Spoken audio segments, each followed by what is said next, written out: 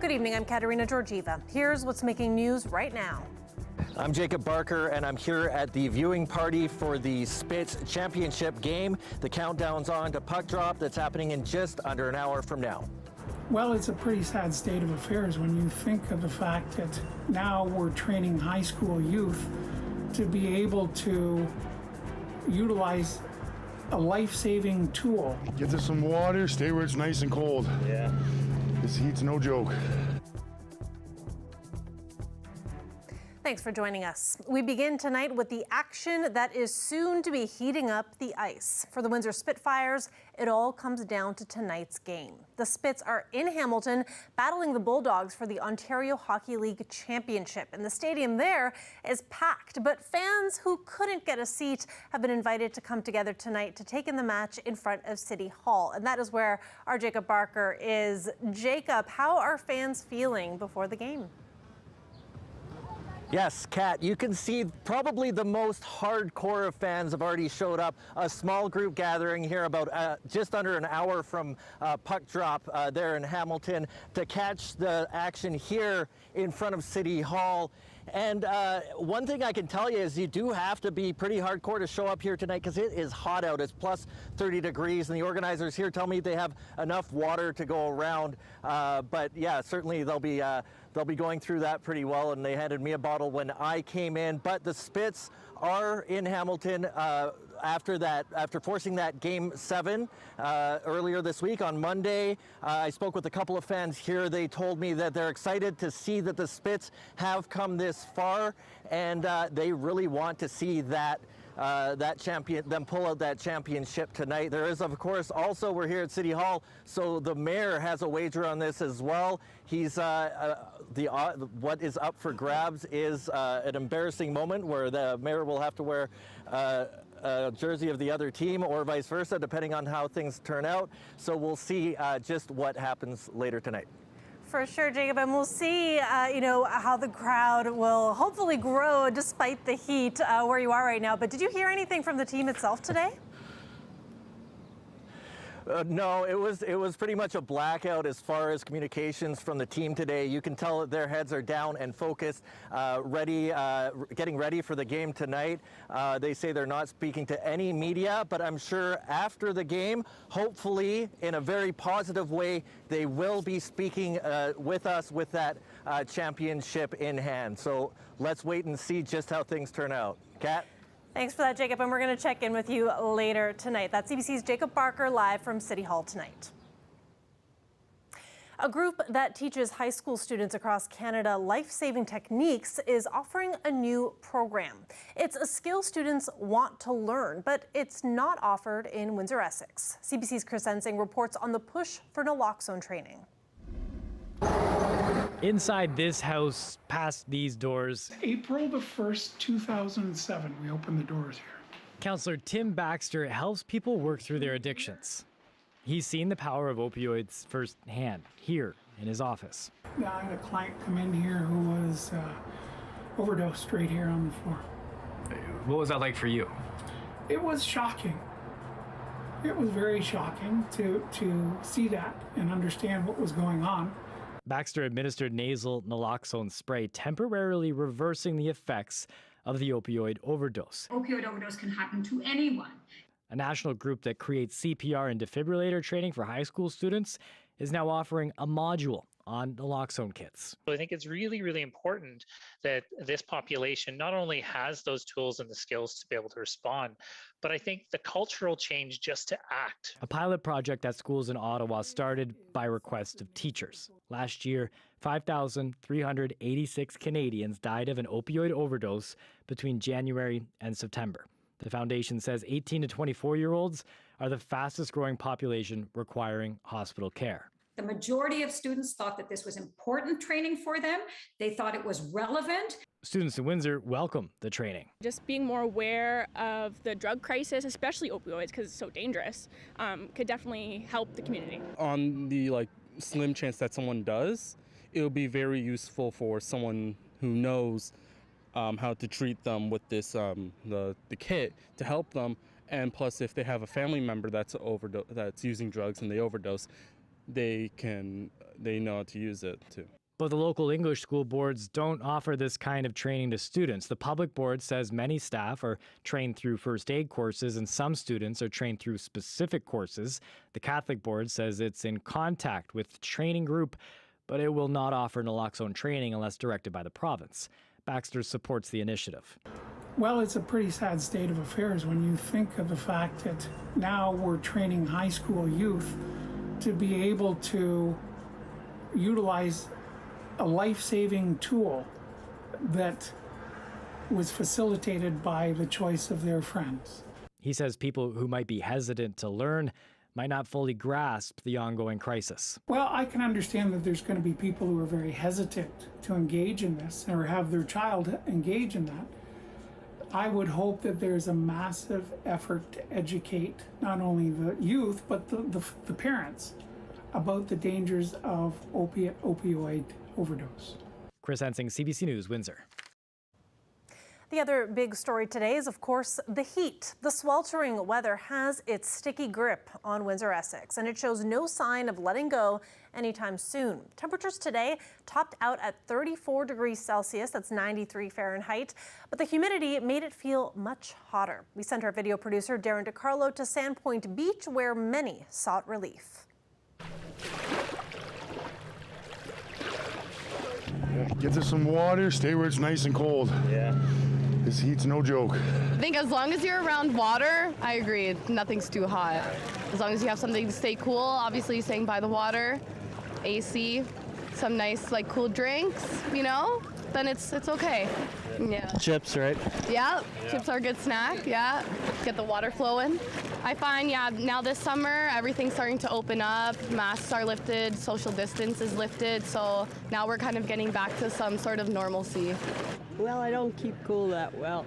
I'm here with my my California son-in-law and daughter, and two grandsons over there. One's over there? Huh? Two over there, yeah. So we brought them here. I have never been here. Never been here, and you've lived here your whole life? My whole life. Never been here. Never been. And what do you think? I think it's great. Yeah. I think it's great that it provides that kind of atmosphere. Nothing's too hot. I think that having the water here, it's good. Put your feet in and then, cool off. Get some water, get some AC, and ice cold beer. There are some indoor options for those looking to beat the heat, like local community centers, the library, and the Homelessness and Housing Help Hub on Wyandotte Street East is also available for those who need. Plus, splash pads are open, but outdoor pools remain closed until next month. And we'll have more on when we can expect this heat to relent when Colette Kennedy joins us in about 15 minutes. One thing is cooling, and that is the Canadian housing market. The latest numbers from the Canadian Real Estate Association show Canada's housing market continued slowdown in May. The average price of a home sold for $711,000 last month. That's a decline of more than $100,000 in the past 3 months. Last month's home sales dropped by more than 20% compared to last year, bringing the volume of sales back to the levels before the pandemic. The red-hot market of the past few years has started to lose momentum in recent months as lending rates began to rise. In Windsor, Essex, the average price of a home in May sold for about $647,000, down $45,000 from April.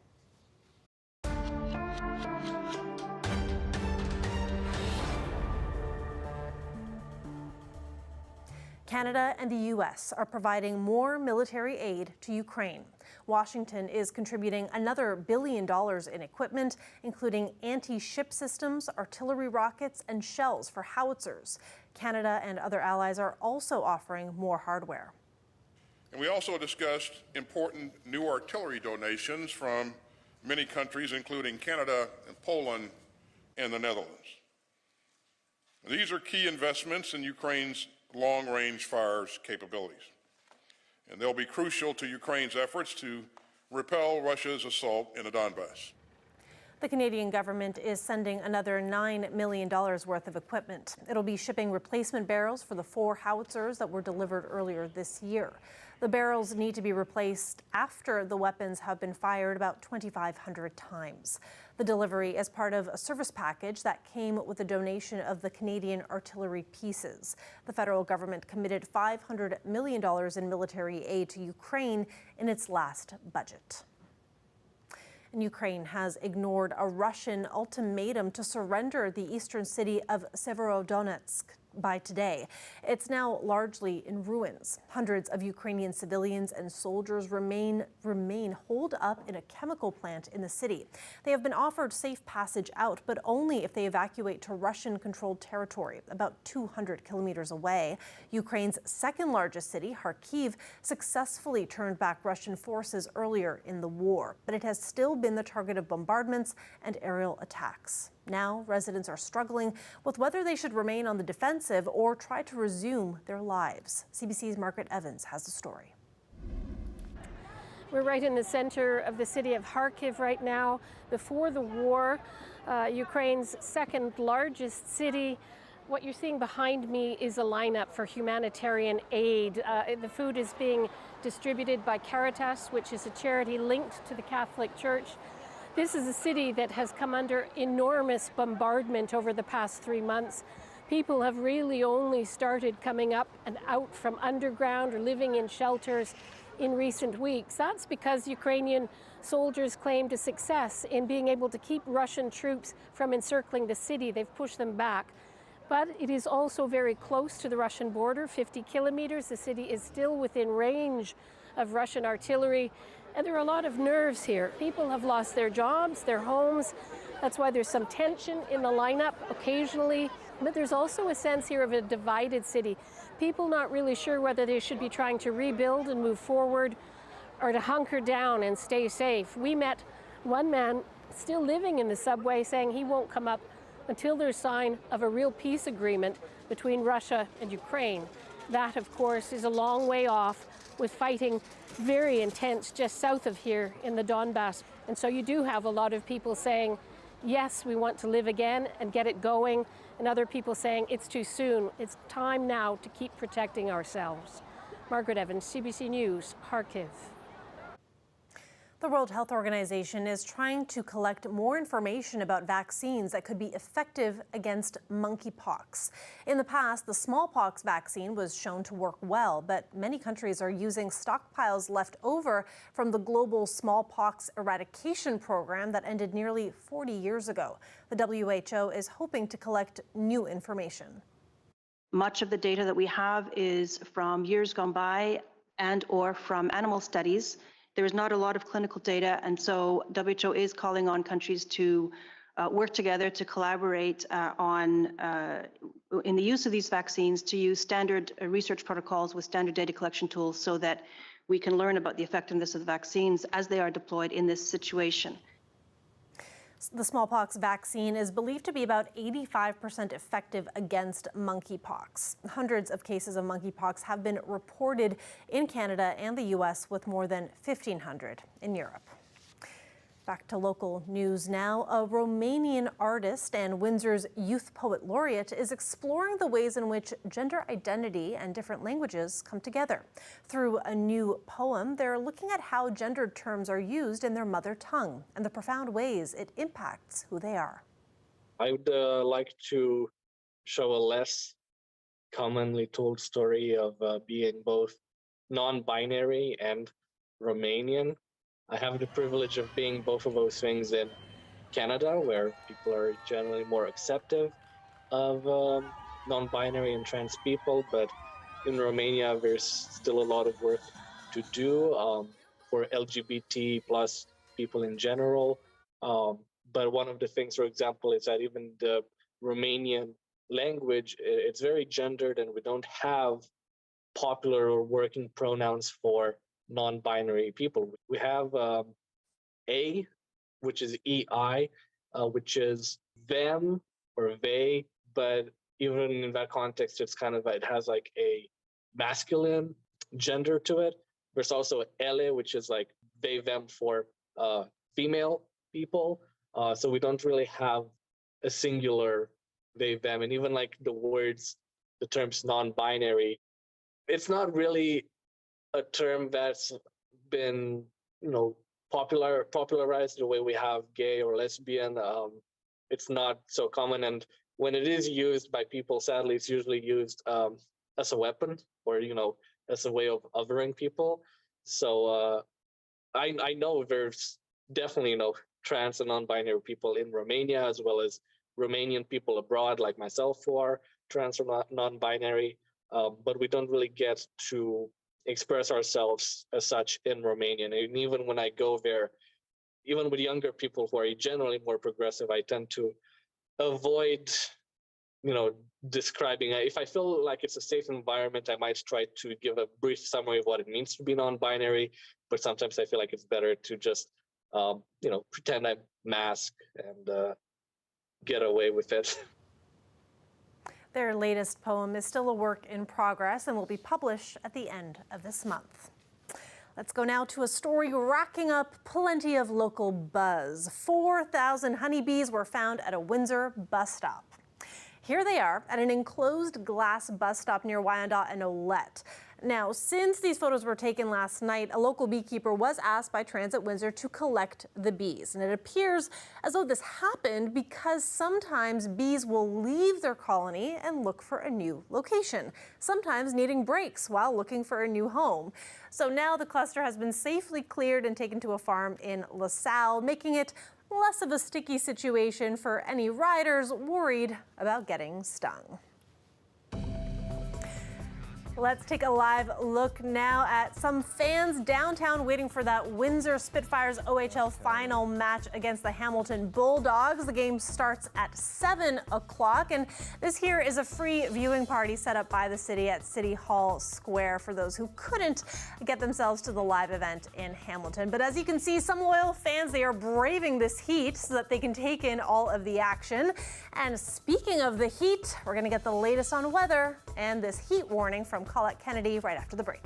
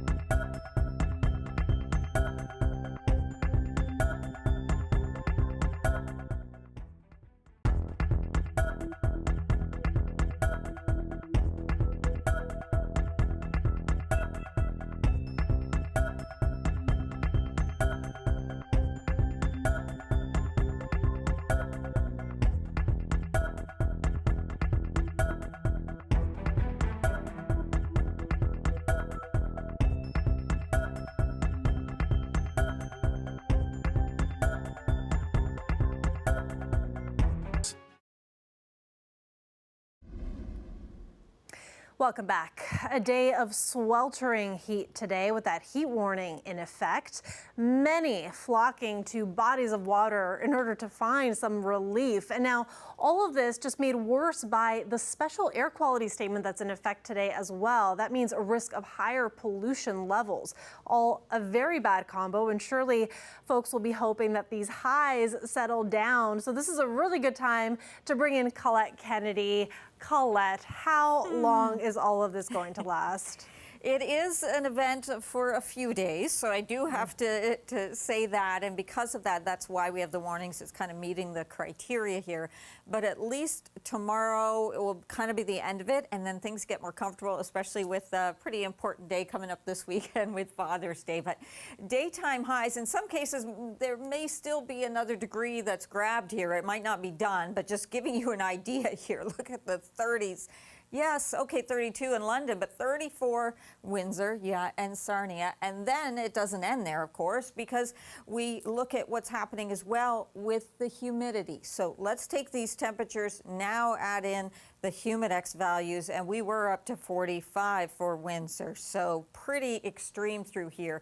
The dew points, you know, when you've got these into the 20s, low 20s, approaching mid 20s in some cases, it is oppressive. And I always say, I'm sure many folks don't need a graph to tell you that, but this is just generally that feels like in terms of the conditions. Katerina was mentioning the heat warning, so I won't spend too much time here. Just that reminder of taking those frequent breaks, and also lots and lots of hydration, really taking it easy. And then when you add in the air quality statement too, then that can make it even more difficult, especially for anyone with any kind of compromised respiratory system. So taking it easy as we go through Thursday, and then relief is in sight. Now, for now, the system taking the active weather around us, that doesn't mean that there isn't a chance tonight to see an isolated thunderstorm popping up. The risk is there. This is towards 7 a.m. even, that chance still there. Then what kind of happens, the cold front has to move in. That's what will provide that relief.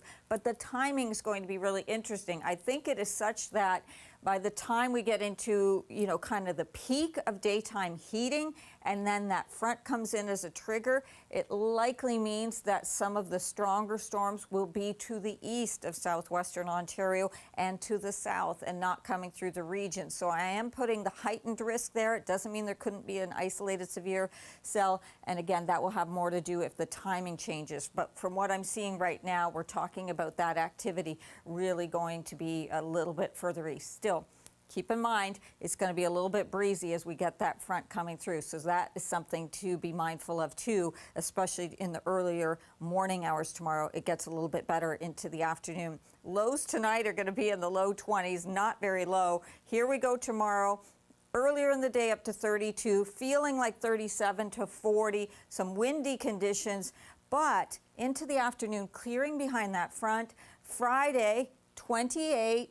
A little more comfortable for sure in terms of the humidity, a lot more comfortable by Saturday, and really looking like a very nice weekend, again, for Father's Day activities or for any kinds of activities there. Katerina. Thanks so much for that, Colette. Definitely looking forward to that cool off, if we can call it a cool off, but I'll take it. Yes, it'll feel pretty good, I think. For sure. Thanks so much. When we come back, we're going to go back to City Hall. That's where Jacob Barker is, and we're going to see how things are going at the Spitz viewing party.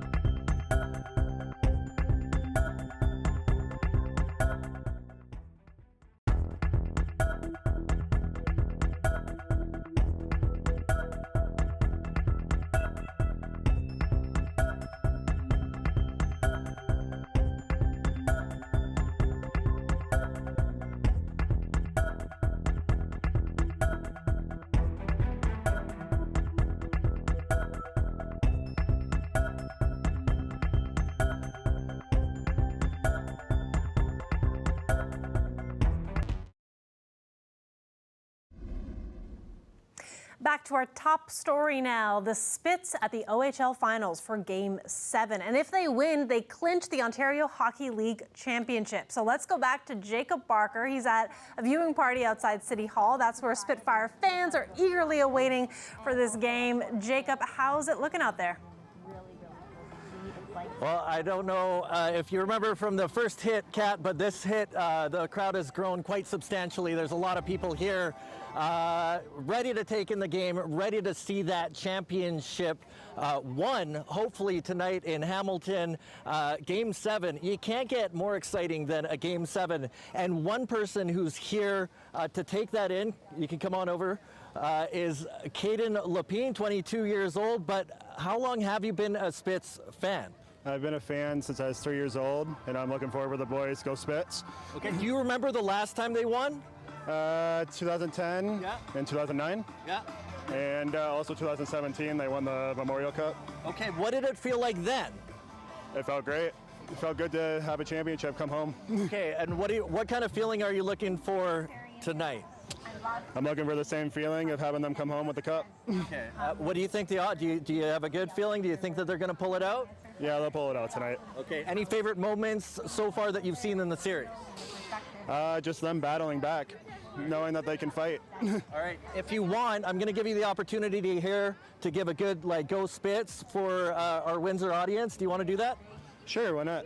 All right, go for it. Go Spits, go! Go Spits, go! Right on. Thank you so much, Caden. Thank you. And good luck to the Spits tonight. We'll keep watching. All right, thank you. All right, so it's less than an hour. We're getting really close, so it's just over half an hour before that puck drops in Hamilton. If they win tonight, it's not just the OHL championship they're running for. They will go to St. John in New Brunswick and vie for the Memorial Cup. So a lot riding on what happens tonight. We're all rooting for the Spits here. You heard a big Go Spits go, and I've heard that from a lot of people here tonight. A lot of excitement, and let's just see what happens.